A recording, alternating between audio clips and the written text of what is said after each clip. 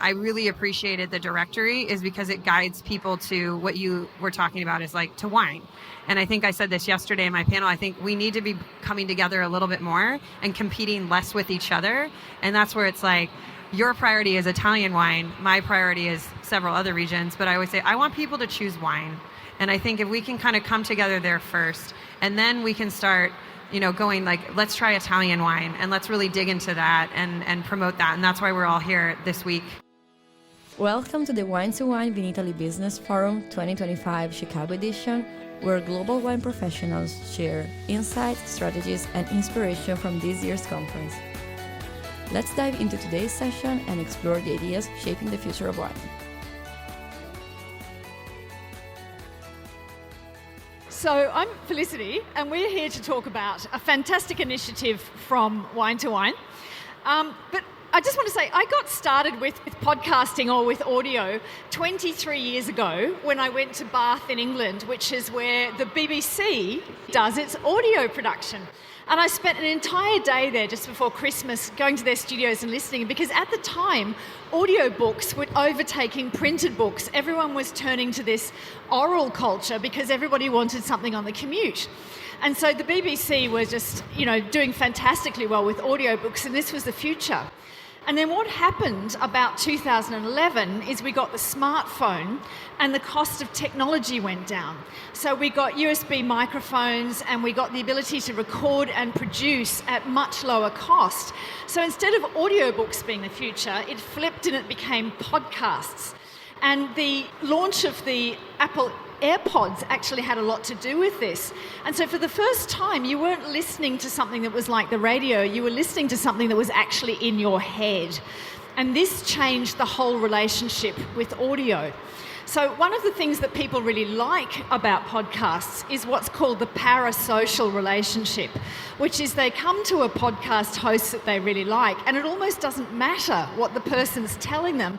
They like the fact that there's this friend that they're getting, used to, and that they like the sound of, who's actually in their head. And people can form quite powerful relationships with podcasts. So we got this huge podcast boom in wine about 2010, 2011. One of the first early pioneers of it was Gilsom with their podcast. And then in 2011, we got Elizabeth Schneider with Wine for Normal People. And then in 2012, I think we got Levi Dalton with I'll Drink to That. And these podcasts could be really long, between an hour, and I think Levi Dalton's podcast can run for like 2 hours. So the thing is, people actually really just like hearing this voice. And then, of course, in the pandemic, podcasts absolutely exploded. Now, most podcasts don't last beyond 20 episodes. I actually produce 2 podcasts at the moment, and it's a lot of work. And producing them is actually quite tough. So I've now got to 48 episodes on one and 22 on the other, or 27 on the other, which means I'm way ahead of everybody else, which is really great. But the parasocial relationship is really interesting. I do a podcast with Luli Halstead, and we talk to each other rather than interview a guest. And we have about 10% of our audience have written to us at least once. Now, speaking of audience, one of the problems with podcasts from a media point of view is that it's very hard to track what the downloads are. Although advertisers really like podcasts, because of the relationship that people have with the podcast host, it's really good advertising if the podcast host sits and reads an ad. It gets this sort of halo effect that you can't get with other media. But the problem as a podcaster is that unless you're Joe Rogan or the rest is history, it's very hard for people to know how many downloads and listens you actually have. And the other thing is that there's not really a network effect in podcasting, so it's very difficult for people to find you. So there's all these kinds of barriers. But we know that podcasting is growing in popularity, that people use it for all... And I should mention the Italian Wine podcast, of course, was a landmark in wine podcasting. I mean, You'll be invited back give it up next for year. Stevie. We need a round of applause for the astonishing Italian Wine podcast. So discoverability is a big problem, and the network effect is a big problem in podcasting. But one of the things that podcasting is very good at is it's very good at people are now using it not just on their commutes, which is how they used to use news radio or they used to use audiobooks, but they're using it for everyday life, not just when they go out and walk the dog, but when they're doing stuff at home. So it's just this kind of constant background noise now. And I haven't got the numbers, but basically podcasts are tipped to explode. And what's interesting is the podcasts that have disappeared. So one of the early podcasts was something called Serial, which I think a lot of people have probably heard of. And so the big podcast houses like Spotify and NPR and all of those producers thought that serialized BBC-style audio documentaries were going to be the future. And they have all died. It turns out that's not what people want. People want a conversation with their mate in their head. So if you can do that, which of course the Italian wine podcast does amazingly well, then this is an extraordinary way to connect with wine consumers, because once they fall in love with you, they keep coming back. And the other thing is that if they fall in love with you, your podcast catalogue becomes more valuable over time, because people tend to go back to the beginning and they listen all of the way through. And that brings us to the amazing Italian wine podcast directory. So I remember when we were first talking about this podcast directory, and Stevie, we were on a Zoom, I think it was at the time, or one of those formats, and we were talking about the idea of this directory. And someone on the, with Jackson Family Wines, we work with a lot of podcasters. I'm a podcast listener myself, and everything Felicity says, I completely agree with. There's the ability to, make these relationships with these podcasters, become involved in this conversation, and a lot of the times there's listeners in this passive way, while maybe I'm prepping dinner, or I'm driving to work, or I'm walking down the street. So I think there's this real desire for these, and I think there's a diverse voice. There is different personalities, there's different formats, themes, languages, and you can kind of discover wine podcasts in so many different moments of your journey as a consumer. I have friends that are just excited about wine. They've met me, I drink a lot of wine, and they want to learn more, and they don't know where to start. And I remember that was the first thing that popped into my head when they were talking about this wine podcast directory and if Jackson Family Wines wanted to be a part of it. And I immediately was like, this makes so much sense for us. We're all about brand storytelling. We're all about sharing stories, but sharing stories across a diverse array of regions, wineries, people, personalities. And what Felicity said is so spot on, is that it's actually very hard to navigate where to start with wine podcast specifically, because you have everything that could be great for the trade, and he's in this state where he is training for his master sommelier exam and he wants really detailed specifics and wants to dive into certain regions. There's some great Australian podcasts if you want to learn a lot about Australian wine. But then there's folks that they just want to hear stories, right? They just want to hear about this winery from this region. They want interesting personalities. They want cultural relevance. And then you have folks that are, just looking for kind of a dialogue about the industry. I think about Adam Teeter and what they're doing on Vine Pair, and it's really just them picking a topic and sort of ideating about it and sharing their opinions and their thoughts in a less structured format, but you have 3 industry experts doing it. And so with that, you think, oh God, there's so much content out there. But sometimes that can be the first step in the problem. And so what I love about the directory is, one, it's all wine. And it tells you, this is the theme, this is the format. If you don't like the interview style, or you don't want something that's very, intricate or regionally focused, you're like, I just want people, personalities, and stories. It guides you that direction. And, I think everyone in the wine industry is either being, texted by a friend or being asked by a colleague, where to go, what to see, who to read, what to listen to. And so it's nice to have something that, we can point to as an industry, but then also we can also point to from a consumer perspective, because I think where we find that bridge with podcast is podcasts can create cultural relevance. And I think that's so important in a time of kind of an over influx of information, is where does wine fit into someone's lifestyle at the point in their journey of wine. And I think we have so many people at different points of their journey looking for different things and different experiences. Well, part of that is just hearing stories and how they want to hear stories. And so I was excited when we launched this. It's all available in one very easy to access site, and we can go there and you can browse it, and it gives you all the information I think a consumer, a member of the trade or the industry is looking for. And so we were excited to be a part of that because I think the more we can drive people to diverse voices, storytelling, and different formats that is just centered around wine and how wine is different than other alcoholic beverages and how it ties to the land and to people and to food and to experiences, the better. I look at Karen McNeil sitting here right now, and it's about taking wine and transcending that into so much more than just alcohol. And I think that podcasts do an amazing job of that. And then just the abundance of stories that we have. Podcasts serve as just such an important avenue for that. But I think there's still more opportunity for podcasts. I think more podcasts, the better. I think that there's opportunity for more people to get into this space. But I think there's little things that we could be doing to even help with discovery kind of on a day-to-day basis too.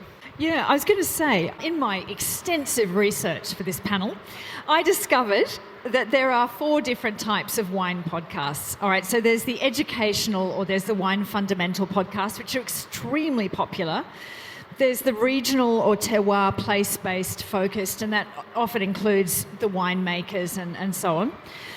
Then there's ones about, entertainment, storytelling, wine culture. So these are interviews with personalities, narrative podcasts and so on. And then there's the very underserved segment of the trade-focused or industry B2B podcast. Sorry?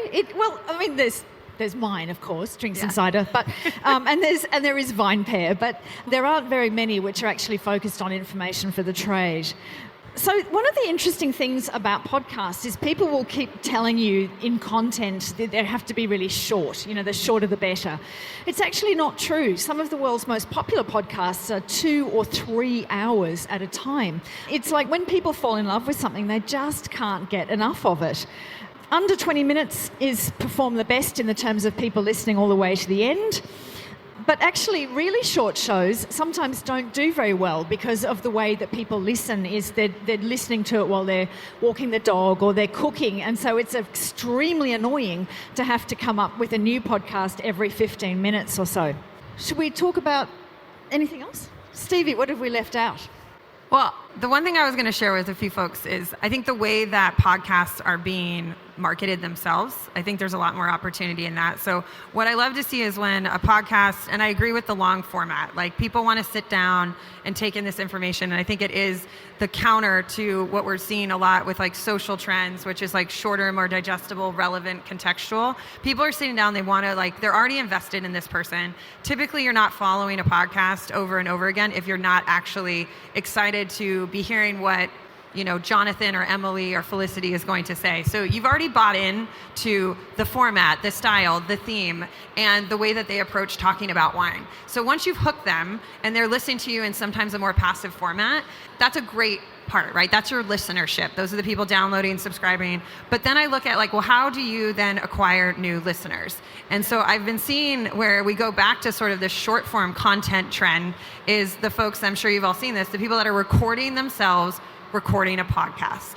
And then they're taking that content and they're creating very short form content and snippets of really interesting pieces of that 1 to 2 hour segment. We're seeing them doing that a little bit right here and with Italian Wine Podcast right in that corner, and I participated in that yesterday. But they're taking that and then they're pulling that online. And I think what I love about what I see with that is you're now reaching new audiences through a different platform, a new media channel. You're still serving that content in the format that media channel thrives in, and that's short form content. But you're also drawing in maybe I missed that episode, or okay, that's interesting. But you actually do have to go and listen to that podcast to really get the full contextual story. And I think it creates a good audience and a good opportunity for bringing in someone new to your podcast, but it also just captures people. And I think it extends your reach. It creates a new opportunity. And I think if you're doing something where you have a point of view, you have something to say, you have people are interested, and you're able to reach them in different formats, I guarantee you that the people downloading your podcast or others in the industry are probably also on social media following you or following industry-like people.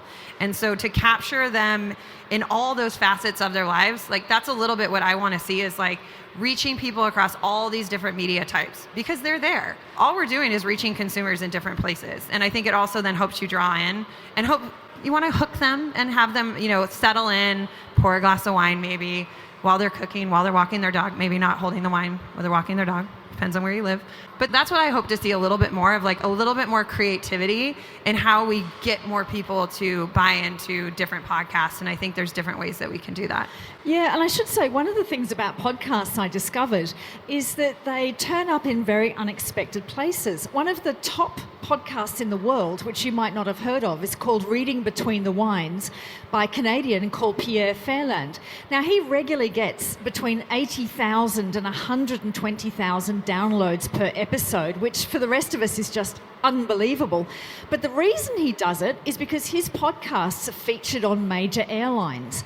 He started with Air Canada, moved to Lufthansa, to British Airways. I think he's got Japan Airlines. He's got a whole network of airlines, and people are so trapped. But so those are not actual downloads, though, because if you're listening to it on the program on the plane, they're not actually downloads. Sorry, Stevie.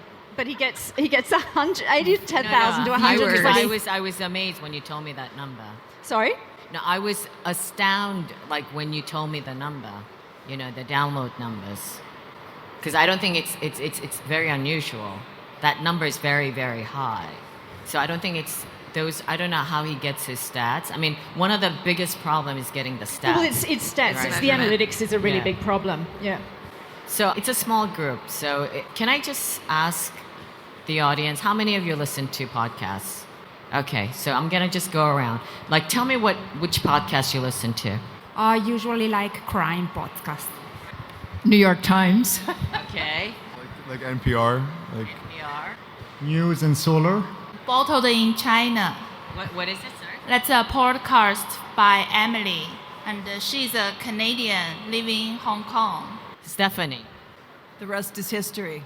The rest is history. The rest is politics. Jenny. Wine and news and current events, yeah. What wine, which ones? I'll drink to that, definitely. Inside winemaking, vine pair every once in a while. And then for current events, it's more a combo of, it's called 5-4, and it's so good. If Books Could Kill, also. You're Wrong About. What else? I could go on. So you're a big podcast listener. Okay. What about you, sir? Do you listen to podcasts? I do. Business and Italian wine podcast. Bravissimo. Okay. The Italian History Podcast, BBC, Crooked Media, yeah. If Books Could Kill, like you, 5-4, maintenance phase. Not a lot of wine other than Italian wine podcast. Yes. So, I mean, it's interesting. So people do listen to podcasts. Often it's not wine, even if they're in the wine business. I just wanted to say that a little bit about just the Italian wine podcast, why I wanted to do this. Because over the years, the podcast, when we started, like 2017, there weren't that many podcasts. You named, a few. There were like a handful. And the UK Wine Show, these were just a few. So when we started, it was just out of pure necessity to give it a little more space to the Italian wine producers for opera wine. I used to record during two times, during Vinitaly and opera wine with Monty Walden. Do you remember Monty? And he would do a recording marathon, and then I would just release them throughout the year. That was it. 2017, I think we had like 13,000 downloads the entire year, the first year. Okay, and fast forward to, I believe, 2021 or two, I had 2 million downloads. Okay, because during COVID, I accelerated everything. And I think our podcast, the Italian Wine Podcast, is what I would like to call the imperfect podcast. Okay, because first of all, we have a lot of non-native speakers, right?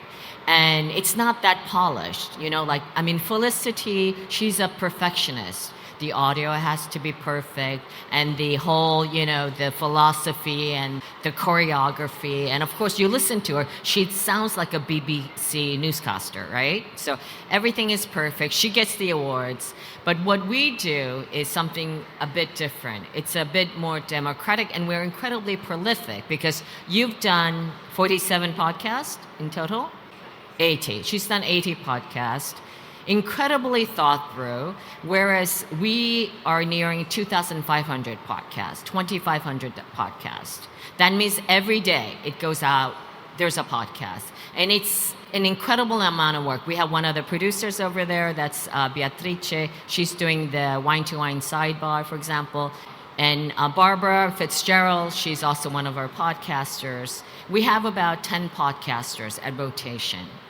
So we do every day. It's almost like radio, right? So what we're trying to do is part of what we're doing here, right? We're trying to spread the gospel of Italian wine. But every series is a little bit different. So I think in a way, I had just seen it because, the director was actually assigned to somebody else. And this person did the whole methodology because I didn't want to be really biased, right? But what he did was actually to differentiate each podcast series, because on Monday we have the U.S. Masterclass with Barbara Fitzgerald and Juliana Colangelo, and this is more the business podcast, more similar to yours, right? So it's more like wine2wine because I started it for my Italian wine producers to just give them some insights how to broach the U.S. wine market. So now Juliana and Barbara's taking over. It's called the U.S. Masterclass. And they interview wine professionals, communicators from the stateside and share the insights. But it's very businessy. So they're learning objectives. It's like wine2wine. I said you have to do it like wine2wine. Learning objectives, the interview, and then takeaways. 30 minutes top, right? And then Tuesday, we have this thing called Wine Travel Series with Mark Millen. He's very poetic. I have no reign over what he wants to do. He wrote a book, Italy in a Glass. He just speaks beautifully, he writes beautifully, and he interviews beautifully. That's his thing. And then on Wednesday, we have a series which is not necessarily Italian wine related. Actually, it's not at all. So it's called Voices, and we have the podcaster Cynthia. She interviews, not very popular right now, diversity, inclusion, female leadership. That's the series that she does. And then on Thursday, we have this thing called the Ambassador's Corner, and it started during COVID. We use Clubhouse as the platform of recording. Yes, I said Clubhouse. I know it's dead. We still use it because for us, the audio recording of the Clubhouse is amazing. So we still use it. We have one of our Italian wine ambassadors at large, and they pick their favorite Italian wine producers. And this is our long form because it goes for 60 minutes, right? So it's long. Sometimes it's painful because they don't speak very good English, but it's very imperfect. So this is what we do Thursday. Friday, I have a series called Everybody Needs a Bit of Scienza. Scienza, I know some of you know who he is, Professore Attilio Scienza. He doesn't speak a word of English, although he writes very well now in English thanks to AI, I discovered just recently. So I was like, Attilio, this is amazing. Because when he used to be approached by a journalist, he's like, I can't do it because, I just can't. But now he writes beautifully in English. So he's an incredible vine genetic professor. He's well known worldwide. And his name is Scienza, which means science. And that's what he is, exactly. So we called it Everybody Needs a Bit of Scienza, where one of our Italian wine ambassadors asks a question and then he answers it in Italian. So it's a little bit, that's why it's the only Italian series we started. And prior to that, we only had American English-speaking audience. And since then, we also have Italian audience, which was very important for us to make connectivity. And then Saturday... Stevie, how do you know who your audience is? Well, okay, so it's really a sore spot. It's painful. When we started, it was kind of like a hobby. Now it's much more than a hobby, right? So when we started, we had a producer. She's an Irish literature doctorate, very smart, super smart woman. She started with SoundCloud. And SoundCloud was our aggregator. And in the beginning, SoundCloud had excellent data. So we had all of the analytics, including our audience. Then something happened during COVID or immediately following in that. And first of all, our numbers were going down dramatically, but from one day to the next. Like we could get 10,000 listens one day, and then all of a sudden we would get like 1,000. So there was clearly something wrong. And when you went to the map, we didn't get Russia anymore. We didn't get Hong Kong, which we have a very good community. And we had like weird places, Andrea knows, like Panama. And I think that's because that's the VPN. When they relocate to somewhere else, so that it's disguised. So it gets very, very complicated, and we couldn't really figure out what the problem was, because I think SoundCloud was also going through some transformation. So it was very sad because I was obsessed with the numbers every day. I had the app and I would check the numbers and they were where they're coming from. I wasn't getting that anymore. So the IT team studied for like a year, and they did a really thorough study, and they said, let's try Megaphone. It's part of Spotify. Now, that made sense because, Spotify, very big, very important. However, we did not start with Spotify in the beginning. We came really late into the games. Our numbers are really low, so we said, okay, let's try Megaphone, which is Spotify, as the aggregator. Right? It hasn't been very successful because most of our audience comes from Apple. Apple, then it's Google, but Apple, like 80%, like something crazy. I'm just making it up. Andrea's just looking at me. And then it's like Google, Android, these kind of things. And then Spotify, very, very small percent. So what's going to happen? I think we're going to probably look for something else. But getting back to your observation in the beginning, the main problem is getting the right analytics. It's very, very difficult because we are distributed on 200 platforms. However, the aggregation right now is not that efficient. And I don't know if it's because there are so many wine podcasts out there right now. So this is one of the reasons why I wanted to start a directory. It's a start so that we can start talking about how we can guide the audience to the right podcast. Because I'm a big believer in supporting all of the other podcasts, right? Because I will try at least once listen to all of the podcasts. And it's important how we can, of course, I'm very Italian wine centric. I'm very interested in how I can promote the Italian wines and Italian wine producers. So I want to guide them and try to understand where they're going. Yeah. And that was only till Friday. Saturday we do the travel series, and then Sunday we have, and this, I have to say I'm not very happy with my Sunday series. It's called The Next Generation, and maybe Ryan, you could start listening to that and give me some help over there. And that's kind of the biggest problem we have, because I feel like we are not connecting with, it's called The Next Generation. We are supposed to interview 30 minutes under 30. However, we are unable to make that very sexy. So I guess I'm just, You need like a rebrand, maybe. I don't know. But I Ryan's and then of course one of the things that is it the day of the week, maybe? Do people want to listen? Did I go over? What time is it? Maybe. I was on a monologue. Sorry, you guys. Oh yeah, it's over. Okay, so I gotta stop talking. Tariffs is on my screen. I'm like, I'm not talking about that. Yeah, I have to stop talking, but that's not mine. One of the things is like, Kristen, maybe you can chime in. Yep. What are your thoughts about the podcast and social media? Two different things, complementary. We are prolific. We do everything. Yeah. Like their relationship with each other, or the point. Yeah. They How both important serve. is social media connected to podcast? Yeah. I think when I look at where consumers are, which I pay attention to a lot, for me, it's like, this is where I get like, stop talking in generations when it comes to social media, because their usage is all like relatively within the same bucket. Even boomers have adopted it because there's a lot of information there. I think with the relationship with podcasts and social media, it's another area that our consumers are, our wine consumers are, and it's an opportunity to reach them. I do think there can be more synergy between how we're marketing our podcast through social and like kind of drive in between those two channels, like bringing people in through social, maybe keeping them once they've actually like found that podcast and, found what they like about it. And I think, I think about the Italian Wine Podcast, and it has multiple different ways that you are storytelling with different content types, but it's all about Italian wine.